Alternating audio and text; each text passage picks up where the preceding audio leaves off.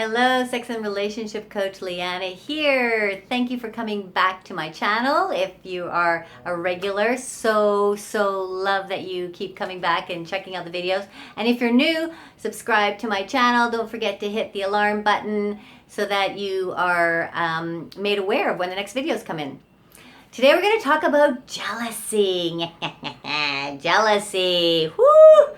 This is something that we all deal with when we're in relationships, okay? Now, the way that I'm going to talk about this is first I'm going to talk a little bit about this energy of jealousy. What is this energy and why are we holding on to this energy so tightly? Then I'm going to tell you a little bit about how it unfolds in a relationship. And then I'll get at the end, I'm going to give you some ways that you can deal with jealousy in your relationship, in your life. Okay, so stick around to the end because we're going to get into the juicy part as we go through this. So jealousy is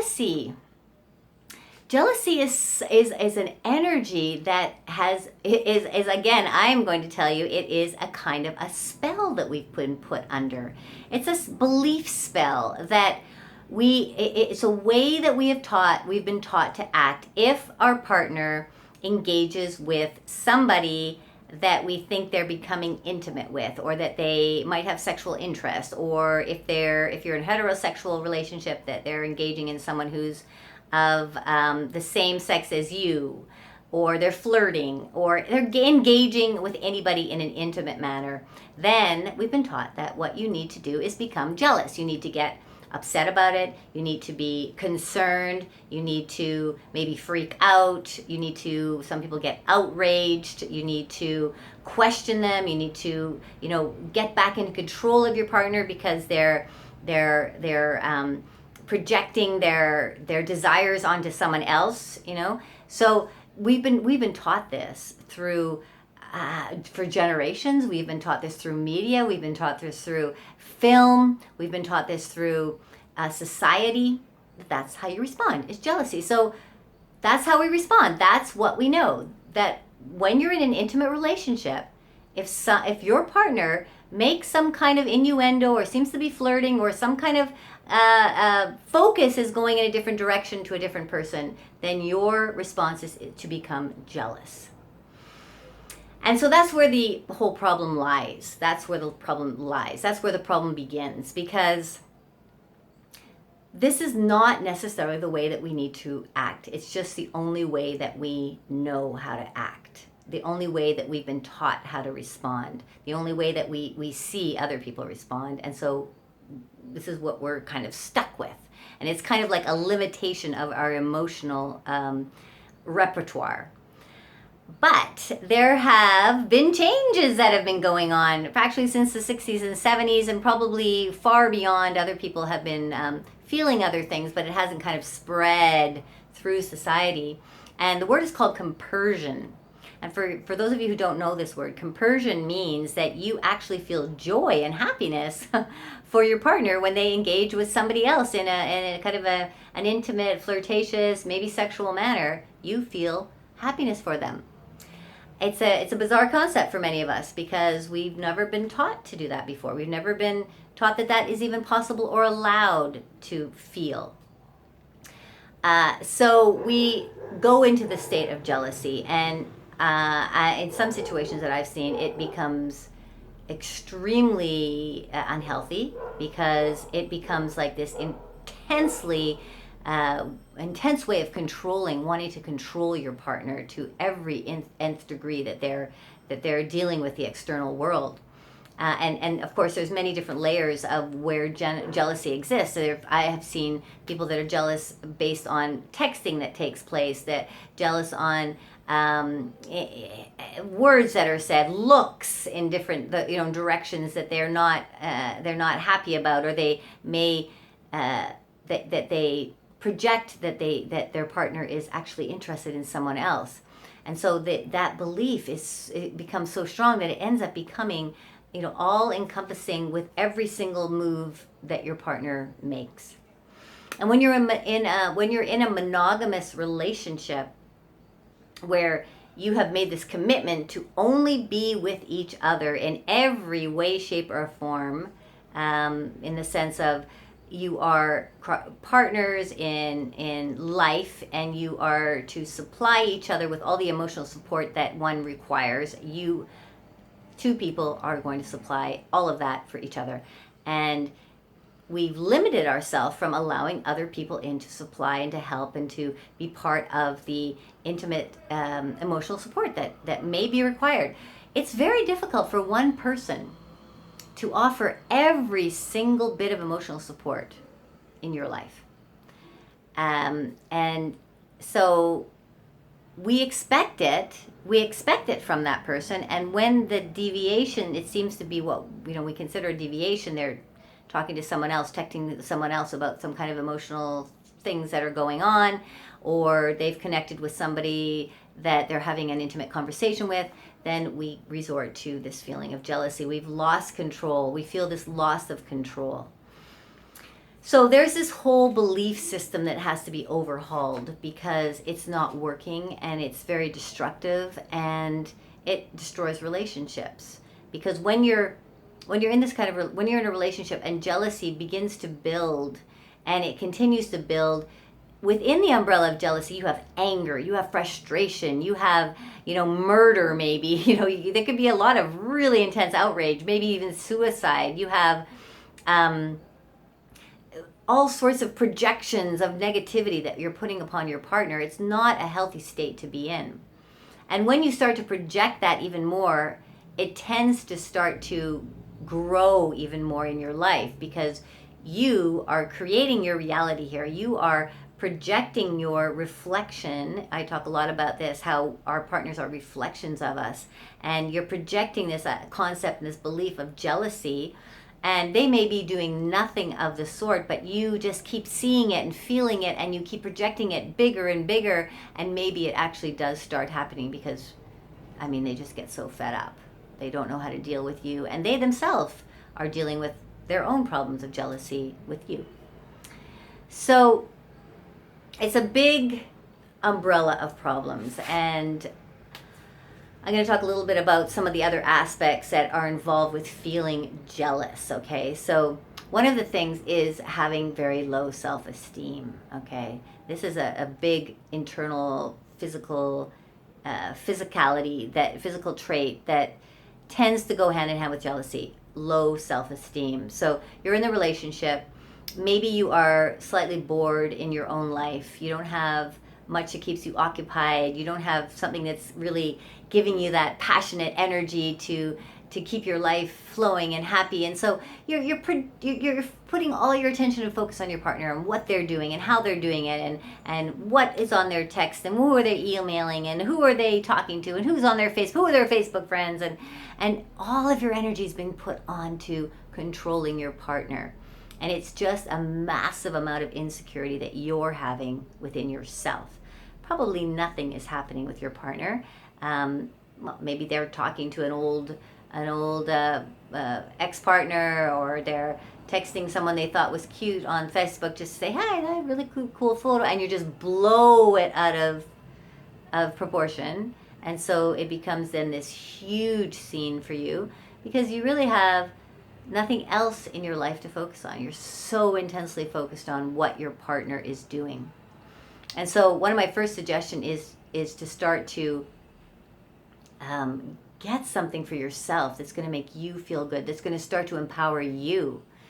You have to start to understand that you are a great, fabulous, amazing, unique being just as you are. And that's why your partner has come to be with you, because of who you are, and because they want what you are, okay? They want you. And if you're in a monogamous situation, and it's been sort of decided that we're in a monogamous situation, then you have to trust that this is the way that it's going to be, that it's a monogamous situation. Sexually, we only have sex with each other, but that doesn't mean that you can't have connections with other people in order to express yourself and find out other information and feel other things. It's really important to have that, so that can be brought back, that learning can be brought back into your relationship and strengthen it. When you're in a non-monogamous relationship, if you're going into open relationships, you have to really look at jealousy. And this is a big one that a lot of people in open relationships deal with. Because now you are actually openly saying, hey, let's have sex with other people. Let's have intimate engagements with other people, together, separately. You know, you may be trying all sorts of different things. And emotions come up because your partner is going to be engaging in a very intimate way with another person. So you have to figure out what's going on for you. What is the layer of jealousy that's really hitting a nerve? Is it the layer of I'm not good enough, or that a layer of my partner's going to leave me, or a layer of I don't trust this situation, or maybe you get to a layer you find that I just can't do this. I cannot do this. It's too difficult for me, for my partner to be with another person, and I'm separated from them. I don't like that.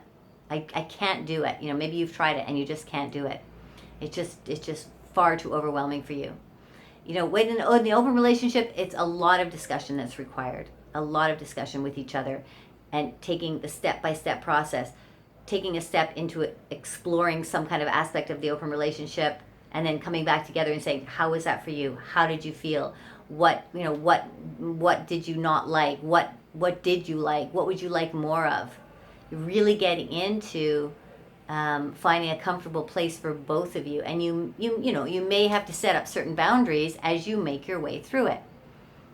Actually advisable to have certain kinds of boundaries. Let's just go through exploring with this type of a boundary. So the boundary might be that we have an open relationship where I see somebody and you see somebody, but you can't bring them back home. It's only once a week. I have to meet them first before you see them. You know, so various kinds of boundaries so that you can start to make your way through. But at the same time, whether you're monogamous or non-monogamous, it's so important to start to build your own self-esteem and start to understand your own gorgeous uniqueness as a human being that you are, that your partner is with you because of who you are. And nobody can bring the same energy that you possess. Okay? Now, yes, other people have other kinds of energies, other interesting kinds of energies that your partner may be interested in touching upon, either through conversation or intimate connection or sexual connection. But this is something you decide as a partnership. And if you can look at this concept of compersion and start to open your mind a little bit to, wow, like I can feel this. I can feel joy for my partner if they have some kind of intimate connection with someone, that they're actually finding some connection with somebody that's also really beautiful and intimate, but very different and unique. And this is an experience that they're going to have, and they're going to learn and find out some new things about themselves through this new experience, and come back to me, and I'm going to see new things about them and new aspects of them because they've expanded from the learning that they receive from this other person. You know, there's beautiful ways of looking at this. My partner, I can't discuss everything with my partner. You know, it's not possible to be the one and only to like be the one to deal with all the emotional information from your partner. So, okay, they're texting this person because they're able to discuss that aspect that my partner and I can't really go into because there's blockages there, and so they're working it out with that person. And then when they come back to me, they've worked out some things that now we can maybe go into that place of discussion. So there's all sorts of benefits as one starts to loosen the reins on the feelings of jealousy, which is a very old, archaic way of thinking in a relationship. You do not have control over your partner. You never will. And the more you can allow your partner to be the free being that they are, and the more you can support them to be that free being, the more that that you're showing that you can stand in full love for them, right? Full love. I love you fully, and I want you to be yourself, and I want you to be free to talk to who you want to be. Okay, we're in a monogamous relationship. We've decided we're not having sex outside the relationship. But that doesn't mean we can't talk to other people, have conversations, get interesting information from other people, right?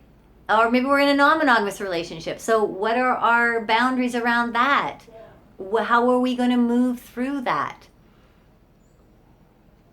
I'm with you, you're with me, because we have great love for each other. And that love includes allowing you to have your freedom to expand yourself emotionally, expand yourself physically, expand yourself intimately. This is the new paradigm way of thinking, and it creates a much more powerful, beautiful, strong relationship, because now you're not focused on this nitpickety jealousy stuff, this old way of thinking, this old way of holding on to something you actually cannot hold on to. It just, it's strangling, and it ends up, a lot of the time breaking it apart or killing the energy, the relationship. So I hope that's helped you a little bit. If you have any questions around jealousy, please ask me below. I would love to answer. There's so much conversation around jealousy, and there's still a lot of problems that couples deal with around jealousy, and I would love to hear any input that any of you have to offer. I know there's a lot of wisdom out there, and a lot of people dealing with this in different ways, and if we have some conversation in the comments, I think it will help all of us and benefit anyone who's in this kind of situation. All right, thank you very much for coming. Love you very much. Mwah. Much love making.